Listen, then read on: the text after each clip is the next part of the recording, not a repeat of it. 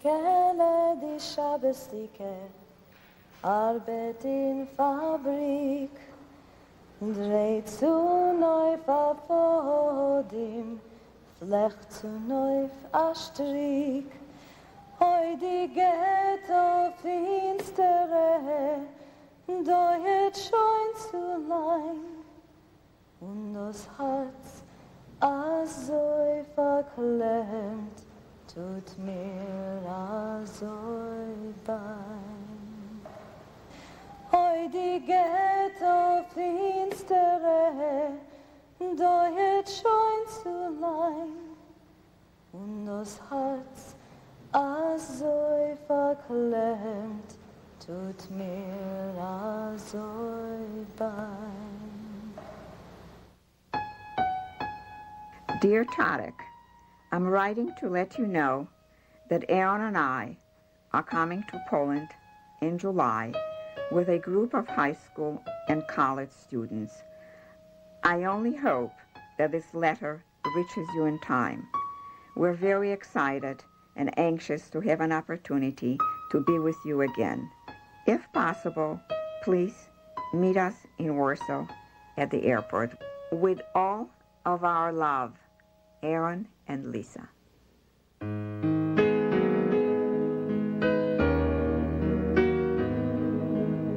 It was in June 1941 to liberation. The summer of 1944. For some people, Jews, it was from 1939 to 1945. Can you imagine?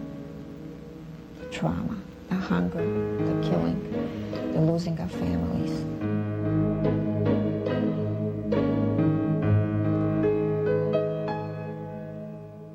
Aron and I were neighbors in the ghetto of Slonim. We were both teenagers, and after we survived the massacres, we escaped to the ghetto Grodno. For many years, I thought that I'll never return back to Poland.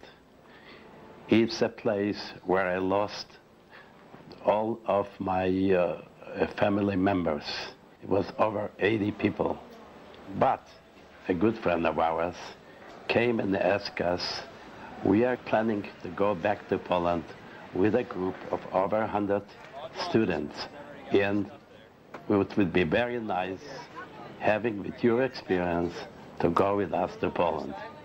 We decided to go primarily so our message will remain to make them aware of the silence of the world at that period, to make them more caring, and most of all, when we will be here no more, for them to be our messengers.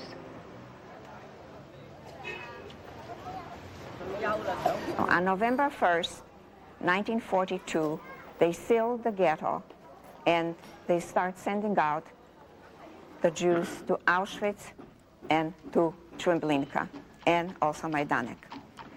We were in the ghetto trying to survive. We are speaking about 50,000 Jews, approximately Grodno and all the small towns around Grodno. By the time it was time for us to run away from Grodno, there were only close to 1,000 Jews left. Can you imagine the enormity of the number? The rest already were all resettled. By resettling, we know most of them were already by this time gassed. Who would believe in the 20th century they would do things like this to people? And the world would stand by and let them do it? It was an unbelievable experience. It was only after people returned and start telling that it's about Auschwitz and Treblinka and Majdanek that people learned what was done to innocent people, and nobody stopped them. In the summer of 1942, I survived the massacres of Slonim, and I escaped to Grodno. In Grodno, I found a place to work on slave labor outside of the ghetto. And there I met a Polish young fellow by the name of Tadeusz Sirocco. Tadek came to me. He says, Aron, the ghetto is being surrounded by heavy guards, and it looks like they're liquidating the ghetto. So he says, if you want it, I'll take you tonight to Vilna. I was faced with a terrible choice, and I had to make a decision. Should I go back to Lisa or go with Tarek? The decision was made that I'm going to return back to the ghetto and to find Lisa.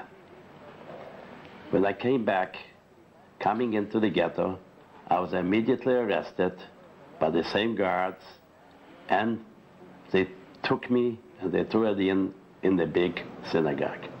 The synagogue was almost full, and I started looking for Lisa. There, after quite a while looking and asking some other people, I did not find Lisa. My hope built up, maybe Lisa is hiding in some place, in a hiding place. Early in the morning, it was approximately before 5 o'clock, the Nazis came in, they ordered us to walk out of the synagogue and marched us to the railroad station. And here, immediately, we were faced with a big train being packed, people being packed in the boxcars, and here, in no time, we are right inside. It didn't take too long, the doors were shut, and we are on the road to Auschwitz or to some other concentration camps. We did not know where, but the decision I made immediately with my friends that we have to find a way how to escape, how to jump out from the boxcar. We noticed a small little window. It was with bars, and we tried to push through to the packed boxcar.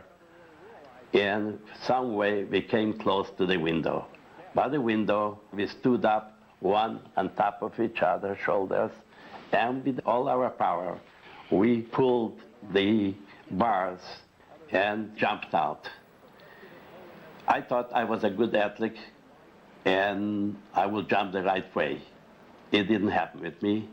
I fell on the ground, and here I was hit in my head, and I was awakened by a guard, arrested, and they took me back to the ghetto, and from the ghetto pushed me back in the synagogue. Once I was back in the synagogue, the synagogue started filling up, so I started looking at a place. Maybe I can find a place where to hide inside. And there, by chance, I saw in a small room a man by the name of Ruby Lauren is making a place to hide under a large pile of coal. And there he let me make a place right next to him, and we stayed there during the whole night. And the next morning we could hear the same thing when it happened the day before. The Nazis came in, they ordered the people to get out, and the people were walking out. There's only one difference what we could hear, and it was terrible, painful for us. You could hear the small children, their voice crying, and all of a sudden being stilled by shots from the Nazis. And here, the synagogue got quiet, and the ghetto is all still.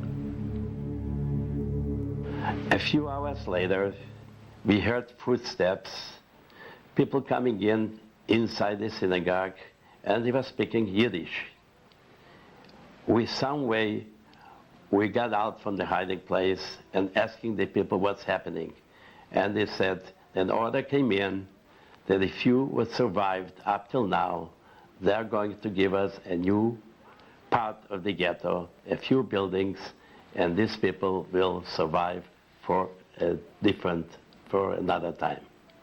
There, I walked out from the synagogue, and I went back to the place where I lived before. We looked around and hoping maybe some way Lisa will come out. And sure enough, it didn't take too long. Lisa came out from her hiding place. My father, my little brother, and I were hiding in a shack right in the courtyard where our building was. And miraculously, we somehow survived. We watched all these people being taken and marched to the synagogue. There were times where the Nazis came, the police came, but we did not stir and we survived. Can you imagine? I walked in back to the room where we lived and I found Aron. What a joy, what a joy. And immediately, we started to think how to escape from this ghetto. And since Aron knew Tadek and had his address, we tried to plan our escape. I contacted Tadek, and Tadek told us that on a designated day on a Tuesday, he will be able to take us to Vilna. And it would be in the evening. We decided to take this chance, and we left the ghetto to meet Tadek. It was prearranged when I met Tadek that we would meet in the public washroom. 5 people left the ghetto. Aron and I, Ruby Lauren, a cousin of Ruby's, and 1 more person. We came to the designated place. Tadek showed up, as he told me, wearing a railroad worker's uniform with a flashlight. And I told him that we have 5 people. Tadek said absolutely he cannot take, there is a tremendous danger in the number. He can only take the 2 of us. However, Aron begged Tadek to also take Ruby because he survived together and he did not let go of Ruby. They left back to go to the ghetto, and we walked to the railroad station. We arrived, it was dark. Tadek pointed out to us the train that is going to Vilna, and he told us that when the trains will start moving, to jump out and to try to climb up somehow to the top of the roof of the boxcars, and we would have to travel. It was March 9th, 1943, sub-zero weather. The 3 of us were lying in a ditch, waiting for the train to move, and as the engine began to bellow, we were to jump out and to get to the top of the roofs of the boxcars. Aron and Ruby first, I still remained. They somehow managed to get to the top of the boxcar. As I remained and turned my head back, there were very few boxcars left, and I became terribly frightened that I will remain. And in this great haste, I ran out to try to find the boxcar with a little ladder to go up to the top of the roof, but I couldn't find the bumpers, as Tadek told us, and I couldn't find the ladder. And there I was, in front of the boxcar, standing on the little ledge, holding on to the handle on the door, and not being able to go up to the top.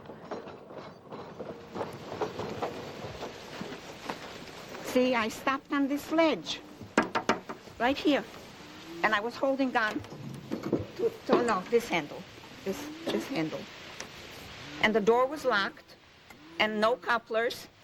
No way could I have gone up to the top. No way. And I was standing here on this tiny ledge. I wore mittens, and it was sub-zero weather. Sub-zero weather. And nowhere, I thought that this is absolutely the end. I had a babushka, the winter of the babushka, and I knew that there were bridges along the way, and there were, in some places where we passed, there were lights. And I was seen from the outside. What there are to do? Later, I learned that Tadek ran from the front of the train where he was, and all the way running while the train is moving, looking for his passengers. He found Aron and Ruby, and he's asking them, where's the girl? And they said they don't know. They really don't know. He did not give up. He kept on running to the end of the train to find me. And all of a sudden, as he came to the car that I was holding on to, he found me. He ran to Ruby, to the boxcar that Ruby and Aron were lying on, and the 3 of them ran while the train was moving to rescue me. They were all lying on their stomachs, holding on to one another's ankles not to slip down. And Tadek leaned over, gave me a hand, and told me to let with one hand go and to hold on to his hand and they'll try and pull me up. I had the vision that I'll lose the mitten, that he'll grab the mitten and not grab my hand, and I will fall down. So in the split of a second, I only thought, how do I hold on to his hand with all my might so I will not end up on the ground dead? I managed to do it. Tarek leaned over, he gave me the hand, and the three of them pulled me up to the top of the train. And I traveled with them for 180 kilometers. It's a happy ending for us. And for you, it's really like touching history. To know what it took for someone to survive.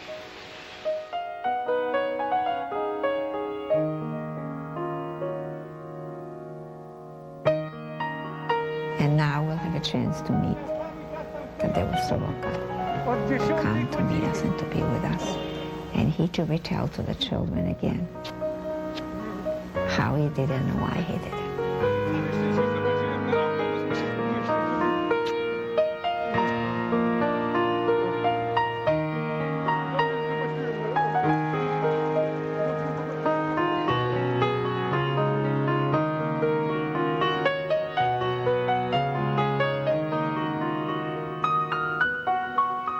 So this is the story.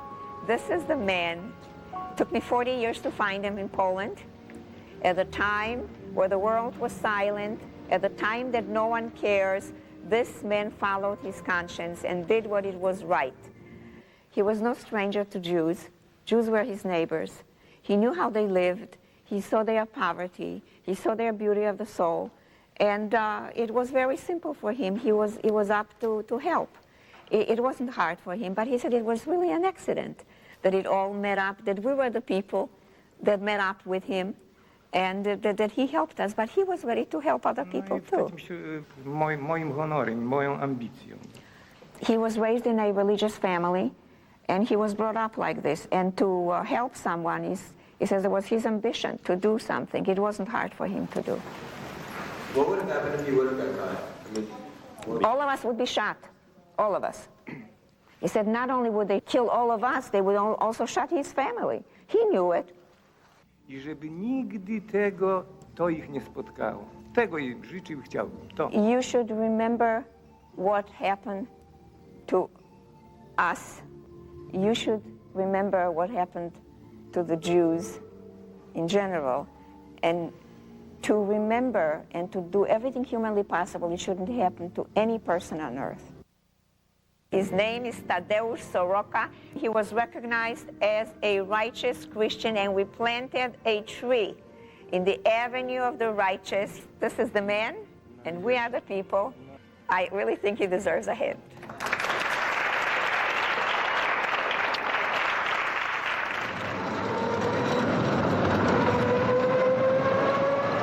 When we went to the Umschlagplatz, it was a very moving experience for me because I remember playing at that service, playing guitar, and looking around and being surrounded by children and feeling like I was witnessing an actual deportation scene. We are sitting here at the Umschlagplatz. It is a German word. Before the ghetto was destroyed, this is where it was. And from the ghetto, the Jews were being driven under arms, taken by force to come to this place. And it is from the Umschlagplatz that they were taken in the boxcars and taken to Treblinka, to Auschwitz, and to Majdanek. You will read a sign along this path of suffering and death. Over 300,000 Jews were driven in 1942 to 1943 from Warsaw Ghetto to gas chambers of the Nazi extermination camps. You cannot write 300,000 names This is just a symbolic names that are written here.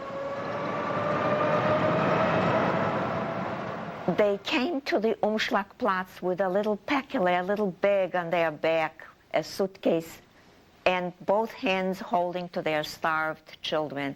How could I convey to you the hunger that these people possessed? They came in such haste because they were promised an extra slice of bread. Imagine to go into the unknown with your little belonging on your back for a slice of bread. And because of that, the resistance took its roots.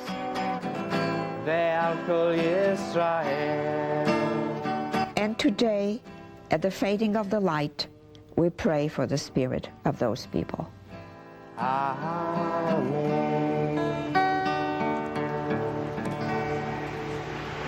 Shavua Tov. Being there and listening to Aron and Lisa talk and walking through all these places, you can hear the screams. It smells like death. I haven't worn the shirt that I wore that day in Majdanek because it smells like death. You came to the valley of death. The lines would come this way, bringing all the people with their dreams, bringing their most precious possession, children. They walked in to Majdanek, and in 45 minutes, they turned into ashes. Why? Why? All of them were good people. Do not think of them that they were different than your parents. We all come from the very same roots, from the very same people. And I thought I would never come here again. But here we are, to go through with you again, to make this thread of connections, that out of the ashes there in the mausoleum, as you will see, ashes of 180,000 people,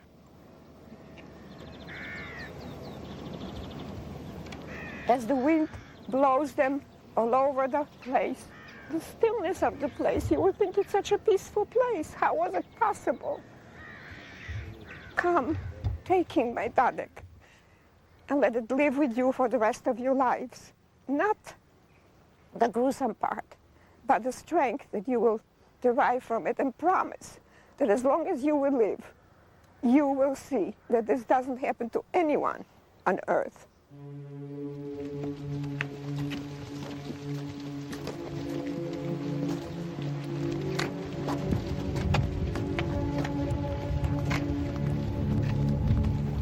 Any of you read German, Bad and Disinfektion, the bath and disinfection? You were supposed to bathe, to clean, to be very clean, to come into the barracks and clean. They believed in cleanliness, and to disinfect. And when people innocently came, they really thought that they came, they would give them a shower, and they will put them into the barracks. And they will keep the children nice, as they promised, and that they would go to work and live. You will walk in a minute and see what happened to them.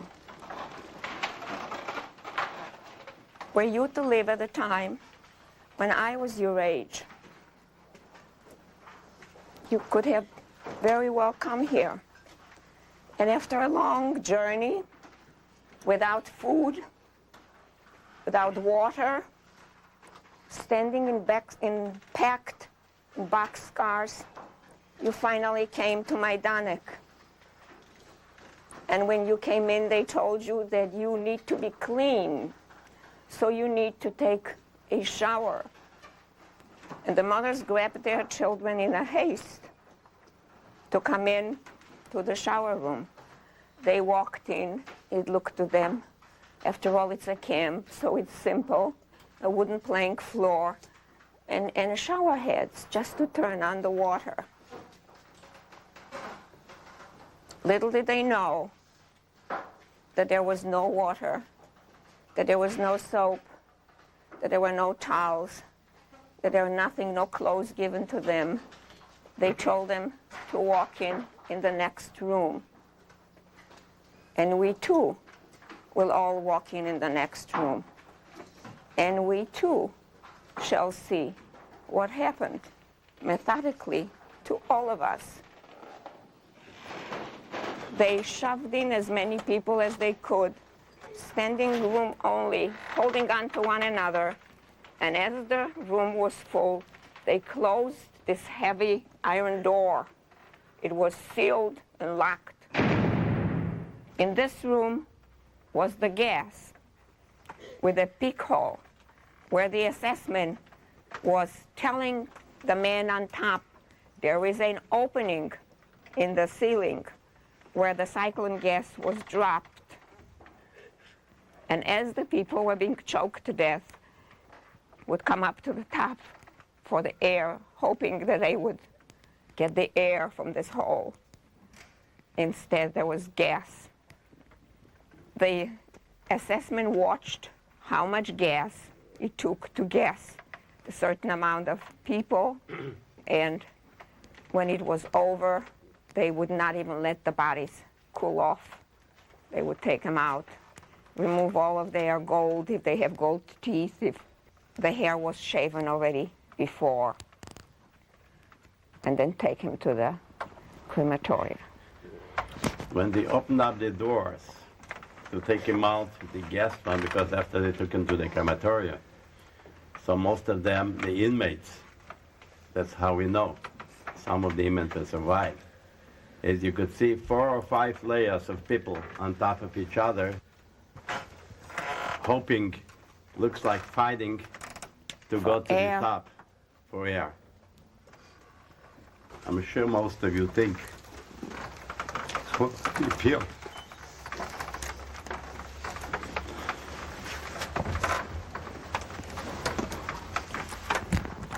But it feels so important for you to know.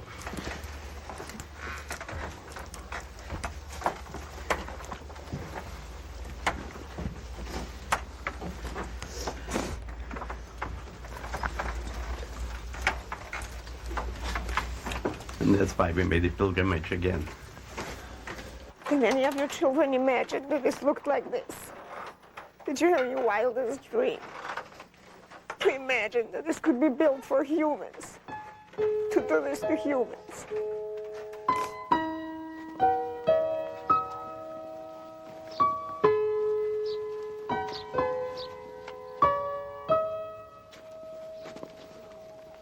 $800,000 pairs of worn shoes, once property of the victims. Can you imagine? It's a large, large town, a large, almost city. They were gone, gassed, and the shoes remained as a testimony for us to know what was done to them, for us to remember. How could they do it to children?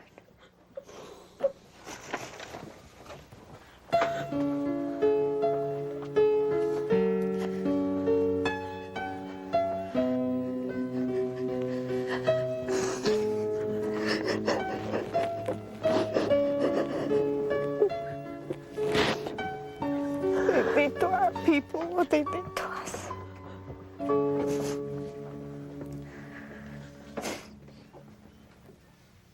The heat in the summer and the cold in the winter.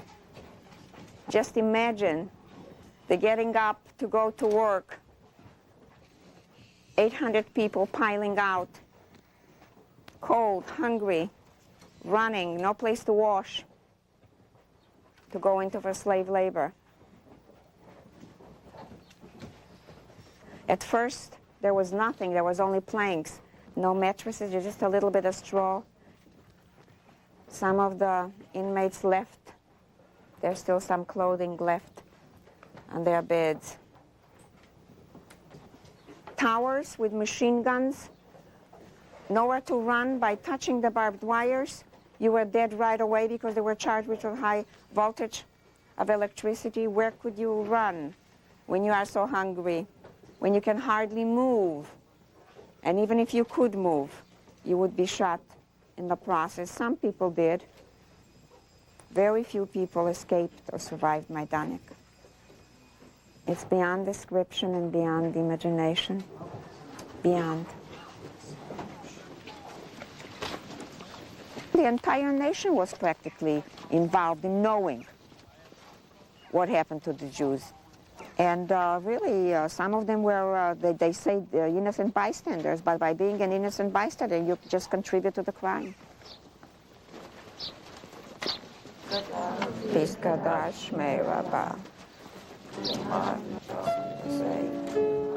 Jews went into the ovens by singing Ani Ma'amin and by saying the Shema, and they never vacillated for 1 second. Never, after this experience, did I ever want to be anything else but Jewish. I really couldn't comprehend what the concentration camps were like, how all these people could have been killed without no one doing anything.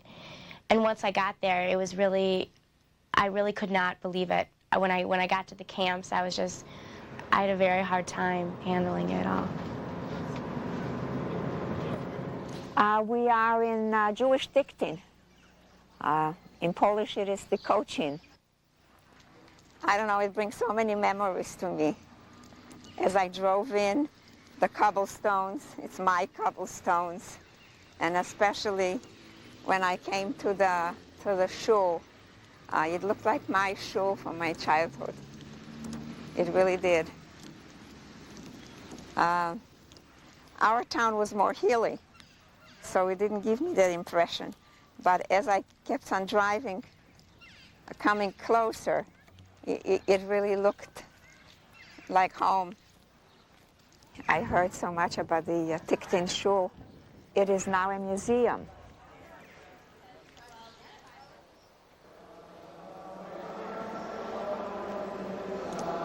It's all on the walls. The prayers with the adornment. This is absolutely magnificent. My synagogue was very, very ordinary in comparison and very poor looking in comparison to this. Before the war, it was really a seat of Hasidim here, but they all disappeared. Treblinka took them all in. Some of them were even killed in the fields here. Several survived after the war, but that is all from a community of several thousand people. It's an old Jewish home.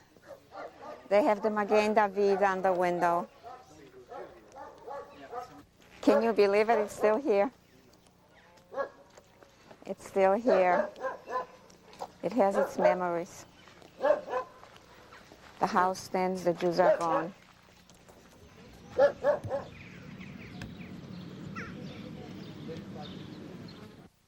We arrived at Treblinka, which now existed as a national park, and was almost scarier to look at because it just looked like a park and it was just a series of rocks, but in reality it was the site of a death camp. For me, it's very painful coming to this extermination camp, yes. And these tracks that you see here, they brought in my family. They brought in my mother. She was only 42 years old. She brought in my sister. Her name was Liba. She was 22 years old. The next, my other sister, Fagel. She was 18 years old. And my younger sister, Edya, she was 11 years old. The last time I saw them was before they took them. It was in 1942. And now I'm here back to pay the honor. For me, it's like a cemetery, but there's no cemeteries here. And you can even tell where they were perished by the symbol of the camp, and that's terribly important for me. I was passing by on the little bridge with the railroad tracks, and that's where they rode, where they took my family, my closest ones.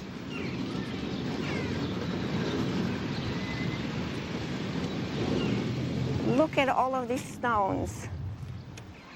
They represent the towns that people, the Jews flourished, the Jews lived, that created a wonderful life, even poor or rich, full of hopes, full of dreams, and we come to pay homage to stones. Don't think about it as stones. Think about the people that lived in all of these towns. Think about children your age that grew there, that never lived to grow up. They were all taken to this awesome place, to this hole in the world that is so dark, that you cannot say one good word, only death and death and death.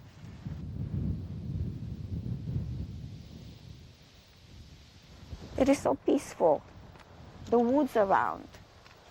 How is it possible that 1 million Jews, between 800,000 to 1 million Jews were gassed here? But as you will go and read the stones, maybe some of you that know where your families came from might recognize, my God, this is the place where I heard from my grandpa. This is the place that my father told me maybe to look up. But even if you walk at stones that you do not know the name, think about them as people. Think about it, who they were, what they left, what they aspired to. It's no wonder these woods are so fertile, are so beautiful, because they grew on fertilizers of our people.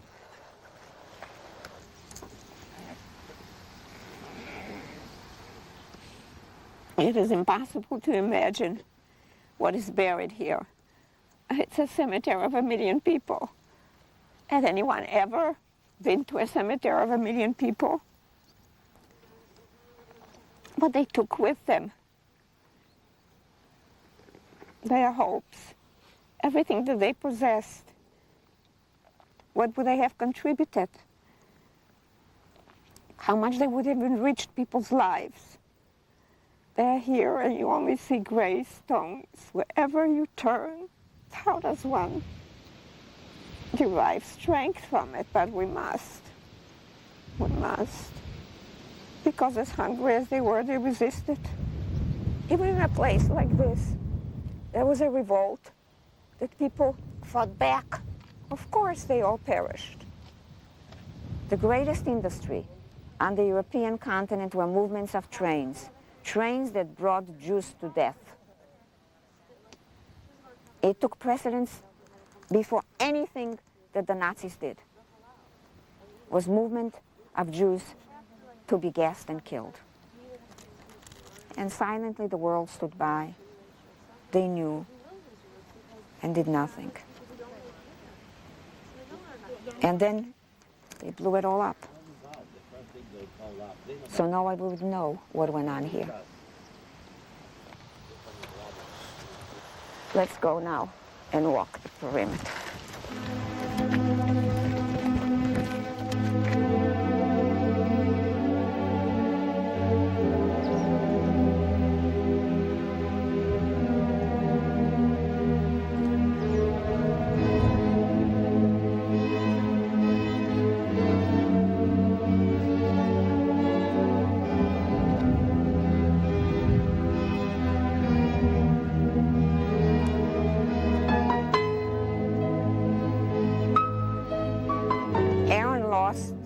Family in Bialystok, and really, he said, really by a very miraculous chance that we are here witnesses to it. We could have been the people under the stone, and you would pass by and never know the two people that you know were the people that perished here. You know us, so you can really feel maybe and think about the others that are pretty much the same as Aron and Lisa, maybe older, maybe younger, but real people, not just a stone. Remember that. when you see the numbers, the 6 million, that they were individuals, that they were people, the kind of people that you know that survived. The others did not. Maybe I will say Kaddish here. But that's the real only marking, only place from all the ashes that I could find. Yizgadal, Yizgadash, Shmei Rabba, Yolma, Uyaseh Shalom, Aleinu V'Akol Yisrael, B'imru Amen.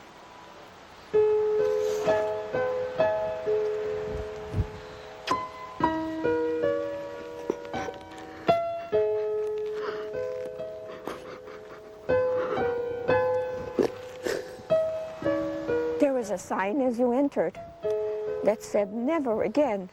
It's written in Yiddish, in Hebrew, in Polish, in English, I think even in German, if I'm not mistaken. As you walk out of this place, you too say, never again, never again.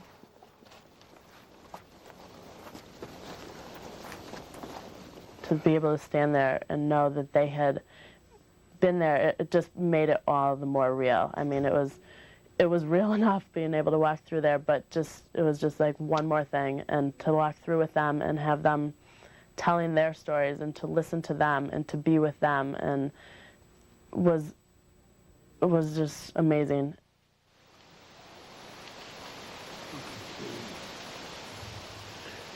That pretty much reminds me of the forest with heavier trees. It was darker, but I really feel a chill coming through the forest.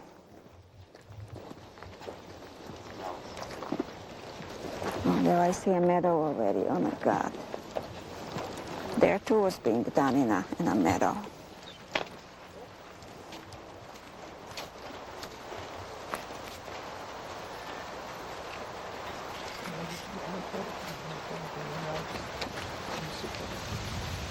They came from small towns around, not only from Tikhtin, but from little towns around Tikhtin too, where there was a Jew here or there. They brought them all together, and they murdered them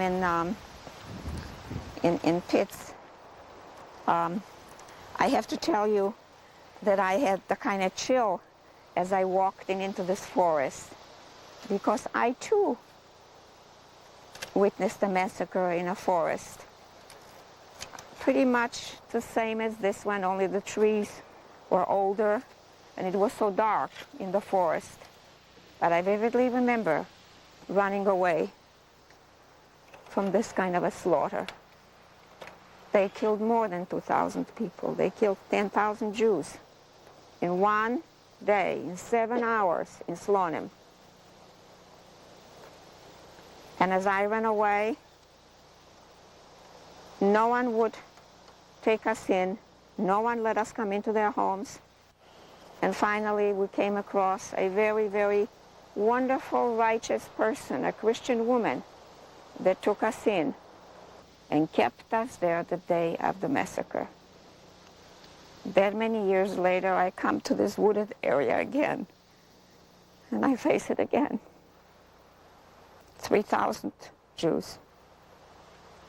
They are not written as Jews, citizens of Poland, Polish citizens. It is so overgrown, and where can you put here 3,000 people? Yes, they did. They did, one on top of the other, they did.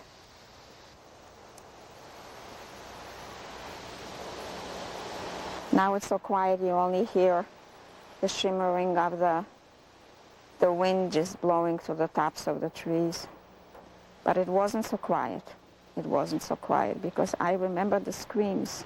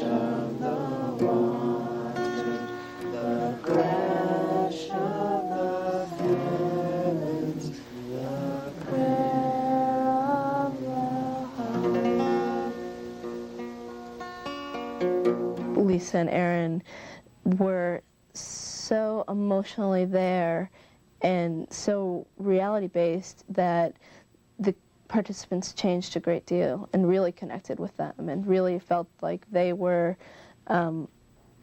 people that they really cared about, and they were people they really cared about. We came to Vilno, and it is from Vilno that we were able to go into the underground and to be part of the Jewish resistance. This particular time was a very happy time for us because we felt like we are free. We only had the woods around. The Germans were farther away. They were afraid to come into the woods, and we felt like we are masters of this little territory. But the Jews were the best fighters and had a reason for it, because we had a cause. We were there not only survive, we were there to fight and to take revenge. What was our mission? Our mission was to harass the enemy, because we were in no match to the Germans. When the commander used to come out, he was asking, we need 6 people. Who is ready to go? Out of the 6, 20 would be ready to go. What did we do? You see the trees here, and you see the road over there on the side? All the trees were cut down and blocked the roads. So for the Germans to come, they had no roads to come into us. And to be able to clean up the roads would take them too long. And even if they would clean the roads, We would do it the next they day. would do it in the next couple of days, we would do over again. Other times, others used to go out, put dynamite sticks under the railroad tracks and blew up the trains. And life was almost, for us, I remember, it was a very happy time. It sounds funny, but it was. And the unit consisted of mostly men, but there were women also. And the name of our unit was called, in Russian, Mies, in Hebrew, Nakama, revenge. And it befitted very, very well. When you're put in situations of life and death, I think you have this spiritual strength that you didn't know existed. And hearing about it was so moving, and it set an example for me and for the rest of the group.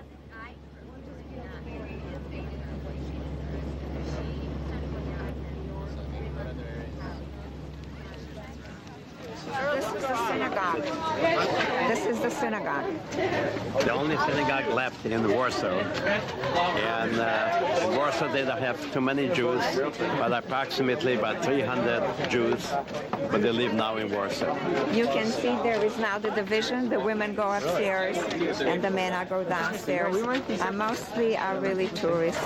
There is a family coming now. It's called the Nozik Synagogue. During the Nazi occupation, the Germans kept here, there was a stable. They kept the horses and also the feed. And evidently it was preserved. It wasn't in totality the way it is now. It was rebuilt, but fortunately it remained. Can you see the sign, what it says here? My God, I cannot believe it, with no Jews here, hardly any. Why? Why? So many years after the Holocaust, it's still here. All sorts of people in this world. It shouldn't be here, but it is.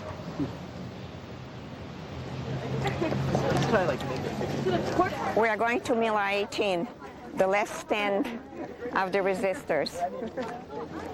And the whole area is here. There was part of the ghetto. We are here at Mila 18. Mila 18 was the last stand of the Jewish resistance, of the Jewish revolt in the Warsaw Ghetto. Its leader, Mordechai Anilevich, a young man in his early 20s, led 300 resistors to fight an army of Germans. Imagine the dedication, imagine the strength, writing your own page knowing that you would die, and you wanted to do it to show the world the Jews resisted, the Jews fought against the greatest odds because neither did they have the arms to fight an army, neither did they have the outside support of the world, and neither did they have the numbers to do it with, but they decided to fight and die. Mordechai Anilevich wrote with tremendous feelings about his last days. On April the 26th, he writes, "Our last days are approaching, but so long as we have arms in our hands, we will continue to fight and resist. Aware that our last days are at hand, we demand from you to remember. We have been betrayed. The days of payment for our spilled innocent blood will come. Send help to those who in the last battle may escape the enemy hands so that our aim can be carried on with the fight." He finishes the letter. They all commit suicide in the bunker. A young man shoots his mother first and then kills himself. It all goes out in flame. Anilevich and the fighters are here no more, but they left their legacy to you. They perished, but we live, and we are here to continue. Aron and I sang this song in the Partisans, where we are part of the Jewish resistance. I sing it here with the kind of thoughts that really engulf me, to know that others did it, that all of us did it in our youth, the ones only that could. And we pay tribute to their memory. And the song says, "We are here, mir seinen do." Yes, we are here. We came to pay tribute and homage.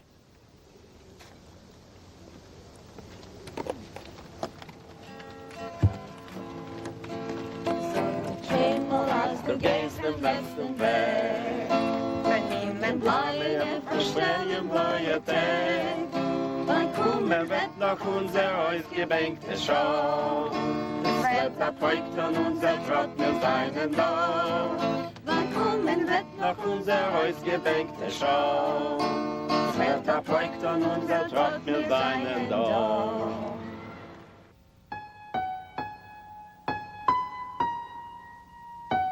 I feel that my years have been gifted. I could have been dead when I was 14, and I lived all of this life, and Aron and I raised 3 sons. It is a gift of life that was given to us. No, I'm not afraid to die.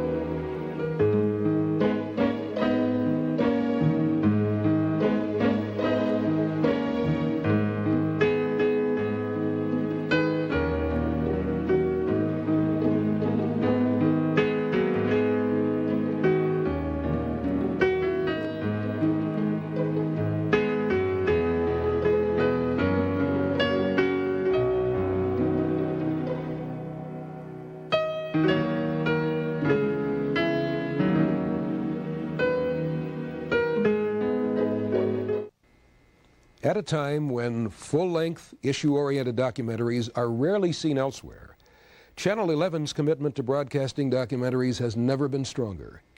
If this presentation gives you a deeper understanding of an issue or the people involved, and you have never supported Channel 11 before, we'd like you to call 1-900-288-1111 right now with a $10 gift.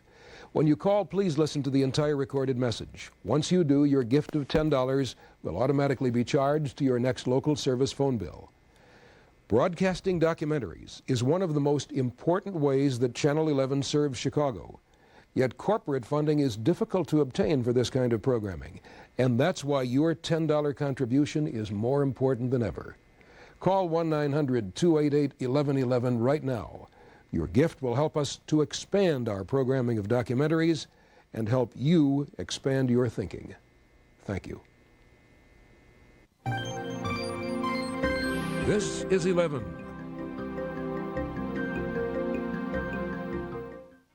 We'd like to hear your specific comments about programs you've seen on Channel 11. Call us at 773-509-5311 or email when you connect to our worldwide website at www.wttw.com.